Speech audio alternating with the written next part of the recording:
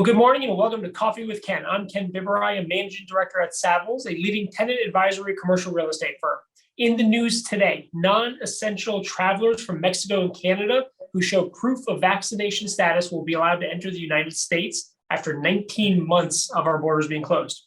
According to the Department of Labor, 4.3 million people quit their jobs in the United States in August, nearly 3% of the workforce. Today's topic is Turning Point, Corporate America post-George Floyd, and we're joined by DK Bartley, Chief Diversity, Equity, Inclusion Officer at Moody's. How are you, DK? I'm good. Well, look, it has been a long time coming. It's great to Zoom with you. We had the privilege of meeting in person at probably the first in-person dinner I've been to at the Social Innovation Summit a few weeks ago. So it was great seeing you in person and getting to chat about this, and excited to have you on Coffee with Ken. Yep, excellent. It was great to be live and direct and outside and interacting with people. It was nice after 19 months of it. So look, the last 19 months have obviously been, insane from a public health standpoint, but COVID has obviously been an accelerant on so many different things. And one of the topics we wanted to drill down with you today is really just how it's accelerated this kind of thinking about diversity, equity, inclusion, and more specifically, how and why you think the murder of George Floyd was a catalyst on all of these topics. Yeah, I mean, look, catalyst is an understatement. George Floyd's death literally changed the world, and I don't mean that lightly. I think before his death, there were conversations around, does racial equity exist? Is there racial discrimination? Is there systematic racism, et cetera, et cetera?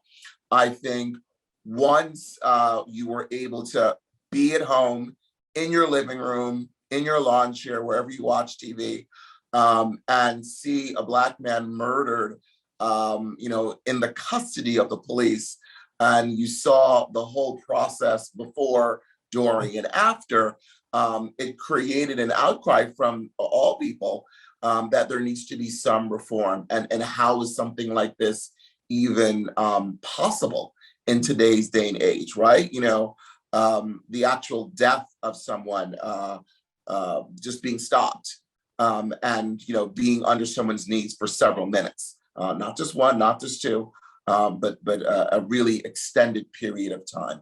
So I think there was an outcry, but more so a call to action based on that action, right? Where much like people, corporations felt that there was more that they could do to ensure that there was equity and that there was equality for all people that were diverse, because it just didn't make no sense what you saw on television.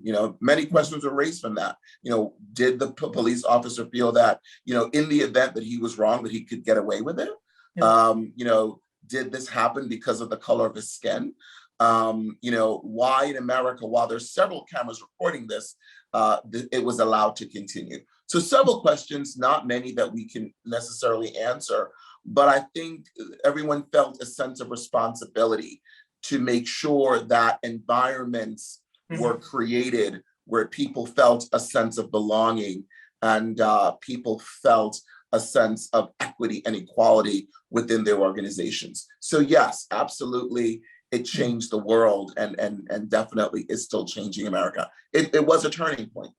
Yeah. Hey, and so much of this too directly correlates with implicit bias, right? I mean, just this sense of entitlement. How do you view that kind of mentality kind of translating into corporate America and how we focus on recruitment and talent and building capacity for greater opportunity? How do you think this kind of undertone of bias has impacted so much of the work that you've devoted your career to over the last 15, 20 years? Yeah, so, excellent question. I've been doing this for a while, but I think it accelerated it in the sense before it was cool you were doing this. You were doing this. Yeah. Before anyone. I think it accelerated it in the sense that now it became kind of like a business imperative, right? Like no company wants to feel that, their policies or their procedures are not strong enough. No company wanted to feel that there was a level of disconnect with both systematic processes around diversity, equity, and inclusion, and also belonging. So I think what directly happened was a focus on what your anti-discrimination policies were, really looking at your racial and ethnic data to see what are the balances, what are the imbalances within your corporation.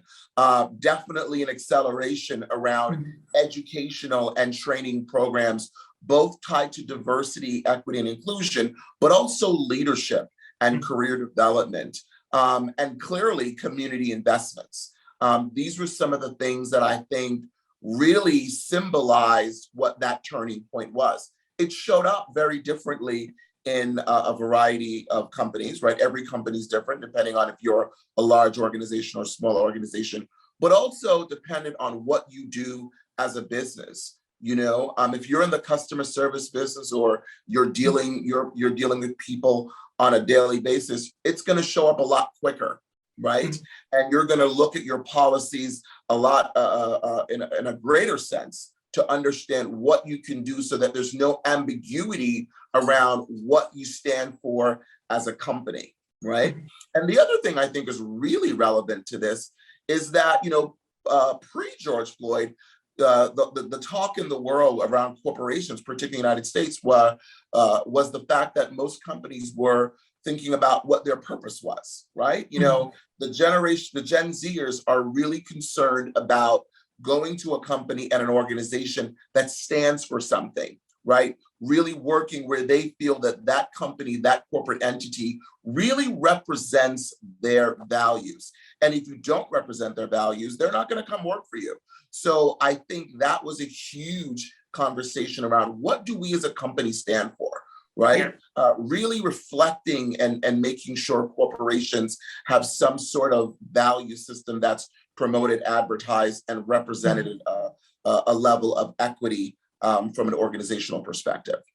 So we were making a little joke about how long you've been doing some of this work. And when we last spoke, in 2009, the first jobs that seemed to have been cut were the CSR community-focused positions, and the first jobs being added today, as we're kind of emerging through COVID and post-George Floyd, really seem to be the diversity and inclusion roles, the CSR roles, the social impact roles, like this new category of kind of thinking as it relates to social impact. How have you seen this kind of evolve, and how do you advise previously companies to really think internally about their purpose and what they're looking to communicate, and get their own house in order and how they're empowering their own people and identifying talent? A lot to unpack there, but I think you're just kind of uniquely situated based on what you've done in the past, how things have changed and accelerated, and how you think companies should think about this. So definitely a lot to unpack. So I'm going to try to disseminate a lot of what you just said. So first and foremost, I think in my previous life, I would advise companies that you have to be authentic, right? So whatever you're doing as a corporate entity, it's not necessarily the same thing that your competitors may be doing or your colleagues within whatever industry you're in. Very often in DE&I, I would go into a company and you hear someone say, well, I want to do what X company's doing. I want to have their people, or I want to make sure that people think of us just like they are. DE&I is not a science. So it's not you do this and you get exactly that. A lot of companies are still figuring it out. But on that note, what you want to do is 100% be authentic. Think about what your deficiencies are. Is it around culture? Is it around age, generational? Is it around ethnicity? Is it around gender? Think about what those things are and be laser focused on, what you want to address in the beginning, where you want to be in a couple of years, and ultimately, where do you want to end up? I think if you look at it that way, it has a different kind of revelation about who you are as an organization.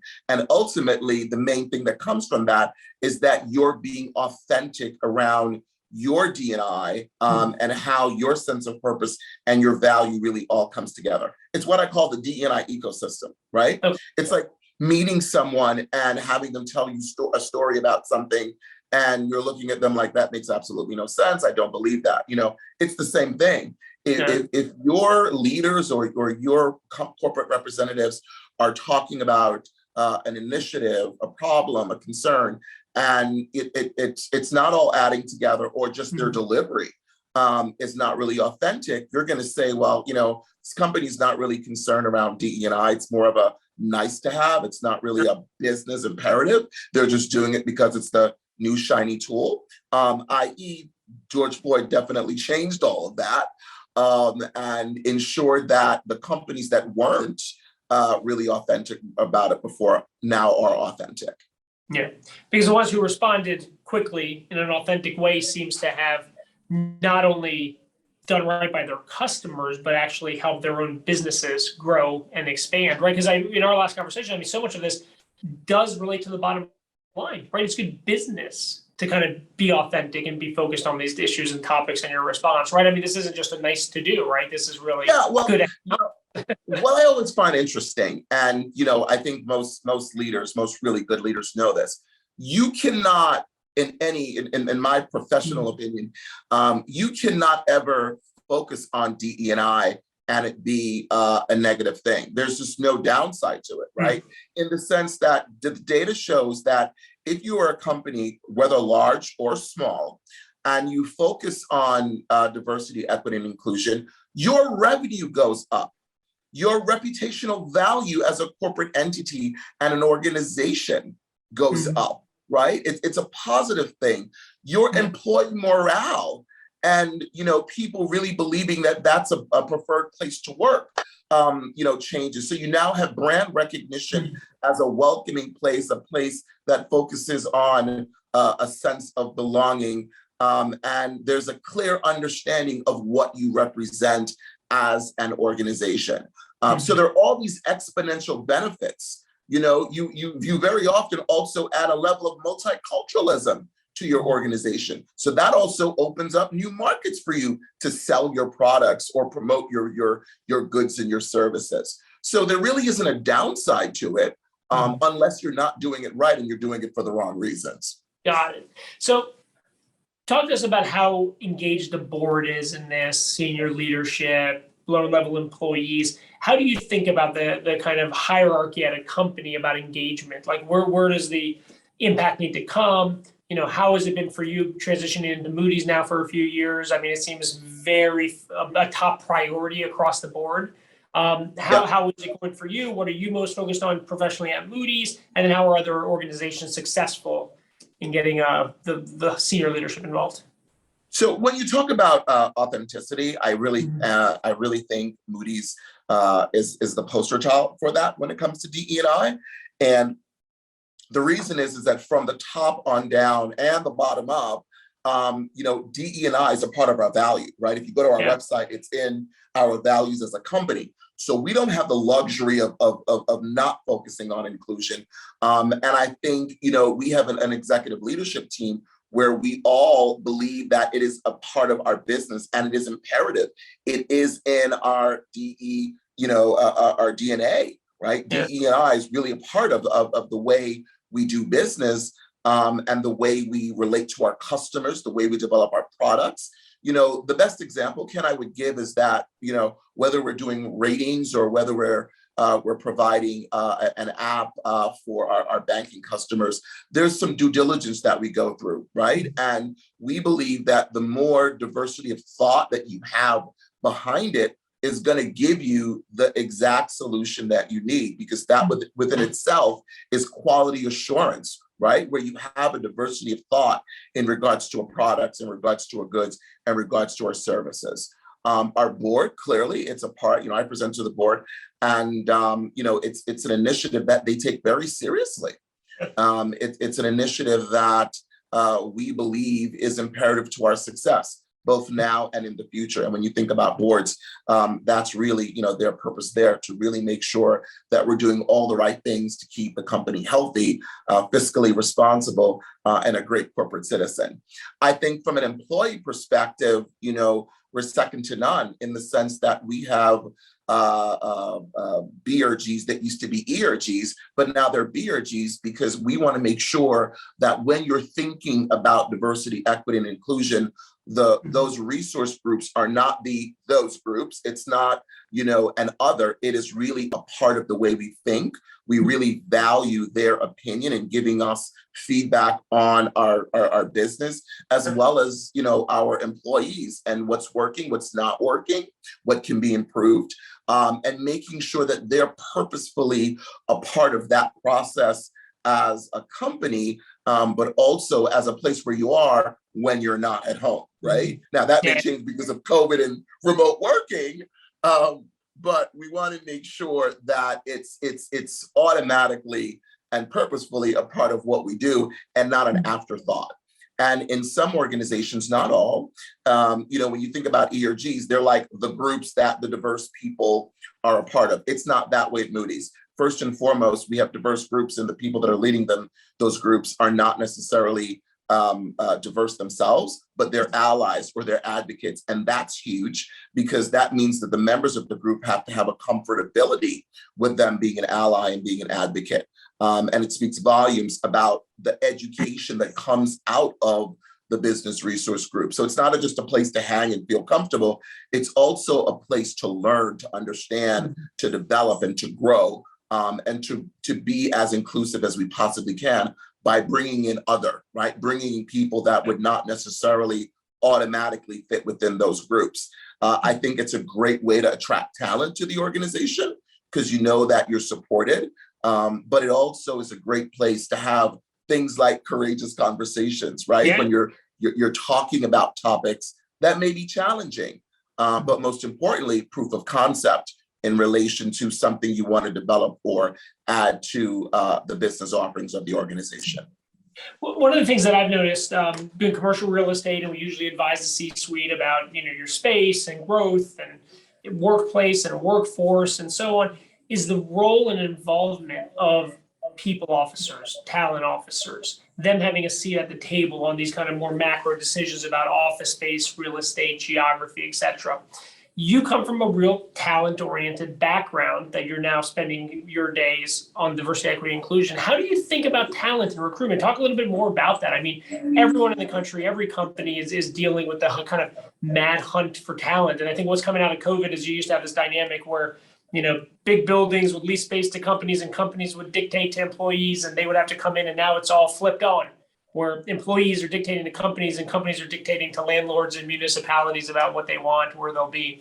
How is the kind of power dynamic shifted, and how does that make it harder to recruit talent? I mean, it seems to be a very talent-oriented market today to find folks. Well, interesting question, right? Usually we used to have wars where people are, getting injured and battling, and now there's a war on talent, right? And particularly diverse talent. So so first and foremost, thank you for that, because as a talent SME and working in a variety of industries, I have a unique perspective into literally what's happening now, right? It's interesting how things have changed, but they have changed because I think most companies have realized that if you get the right person, right, the right talent that understands your business, where you are now, where you want to go, and also, how to work with everyone else, right? Let's not forget about those interpersonal skills. It's not just about the product. You're able to produce whatever you're producing faster, right? You are able to get a higher quality, and you're able to have a level of continuity that you wouldn't if you just had somebody that was doing a job, right? And there's a big difference between a job and a career. And when you talk about a career, for me, particularly in the corporate world, it's about talent. It's about understanding that the right person fills all of these boxes. What's happening now is that the world has changed. You have social media, you have AI, you have technology, you have all of these things that are not just about the human being, but how the human being interacts with it. So whether you're in the medical field, or whether you're in the entertainment field, or whether you're in financial services or technology, it's about how you're able to be a profession and a professional. And I think what's happening now is that, we've realized that the reality is that there are certain people that do this great, whatever the work is. And then there's certain people that, may not do it that great. And everyone is fighting for the best people. I'm a firm believer that diverse talent, no matter where you're from or how you're diverse, it's something that adds value, right? Let's take the example of people on the autism spectrum. That's neurodiversity. And corporations are now realizing that being on the spectrum is not necessarily a negative thing. It actually could be a positive thing, because you have various professionals that are on the spectrum that are, and I'm going to use this word very purposefully, are hyper-focused on a certain talent and a certain skill set. And you're able to curate that talent and that skill set to really advance your company. But clearly you have to understand what it is that you want to do. So I believe because of that, there's a finite group of people that do whatever it is well, and everybody wants them. And there's a war to get them. And then once you get them, you want to find everybody else who you can develop and who you can grow. And that's going to create a level of scarcity, because now those people are building their teams, right? Yeah. So I think because of that, there is this war on talent, but it's really the war on finding the best talent. That's what I believe it is. And that's a very different conversation than we had before, right? Whereas now the millennials and the Gen Zers, they want to go to an environment where they believe that their talents are recognized and they have a career path that they can decide, unlike the way it was before, where someone else is really deciding, where you go, what you do, when you get promoted. It's not that way anymore. And I think a lot of that is because there's this level, it's the way we communicate. There's this level of transparency in communicating what are the best jobs. There's a level of transparency in communicating, how companies and corporate entities support individual growth and development. And most importantly, being selfishly, from my perspective, there's a whole conversation around belonging. And, Gen Xers and Gen Zers, they're really about belonging. Why work at a company that doesn't believe in their values or represent the things that they believe are going to develop them and their families? How do you think about the impact of COVID on just finding talent, remote work, where people could be anywhere in the country now? I mean, you could be more targeted to kind of find more diverse talent and opportunities. We were talking to a CEO here who was in Northern Virginia, very focused on butts and seats. COVID hits, and they hired a CFO, working mom out of Madison, Wisconsin, and there's no expectation for her ever to come here, and they think it's working great, and everyone's happy, right? I mean, is it opening up opportunity to find talent in more diverse places? So the answer is yes, absolutely. And I think that was the one benefit of COVID. I can't think of a lot of other benefits of COVID, but the definite benefit of being stuck at home was that the whole concept of remote work, and things like geolocation and agile working really became a point of focus for most organizations. Similarly to other organizations, I think if you told us, a year ago or 2 years ago now, right, that we would be able to, in several days, set up a whole remote work system for our entire company, we would have said, absolutely not. Or we would have said, let's do some sort of trial or test or something to see if this works. And then after that, we'll look at the data. We didn't do that. We literally, got ourselves up and running and have been quite successful at it. And similar to a lot of organizations, right, where you now realize that, hey, I don't have to have this person in the office, 8 hours of the day. I could have them in an entirely different location, and they can be just as productive, maybe even more productive, right? And what they produce actually adds even more significant value to the organization. So that's been, I think, one of the unintentional benefits of COVID. But it's made companies like ours, I think, even more successful, or arguably more successful, because you provided a comfort level for people to work in regards to the remote experience.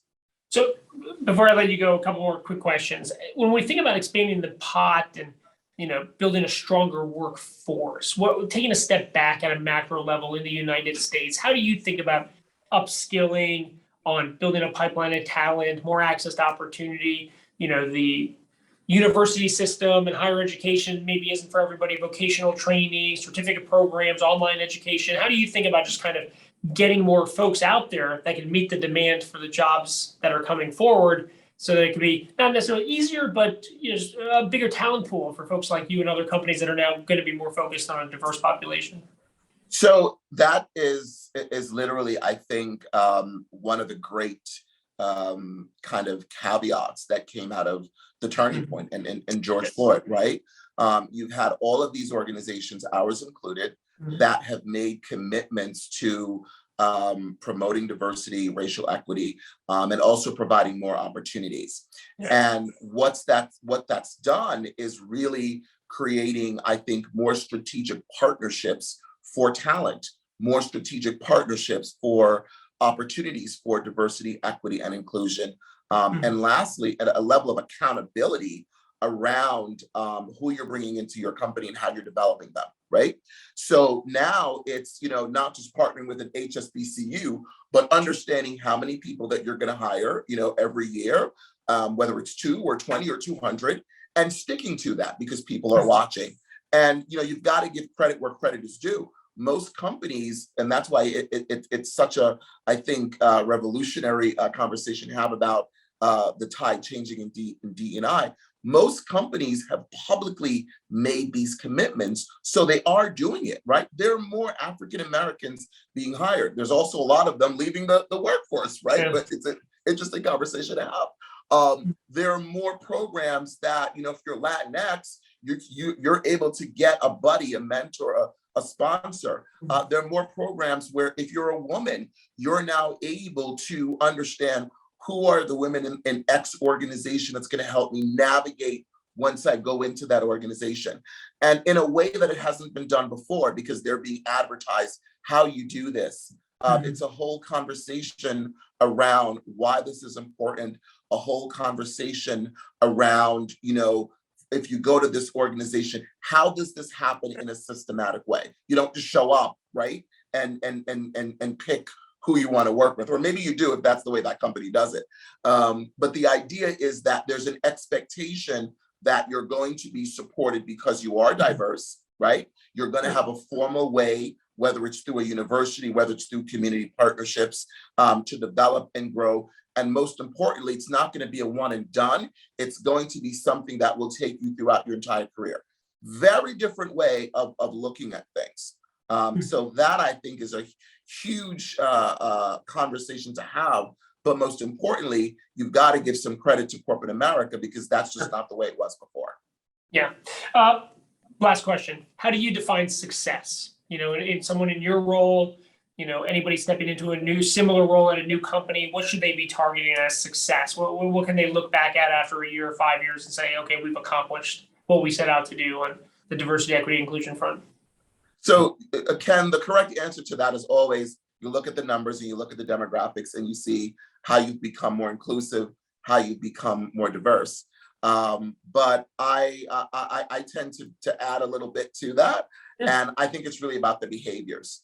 It's really about, how the reputation of the company has changed. It's about what other opportunities you have provided as an organization, and it be something that authentically people can see, they can read about. You don't have to go and search through page 10 on their webpage.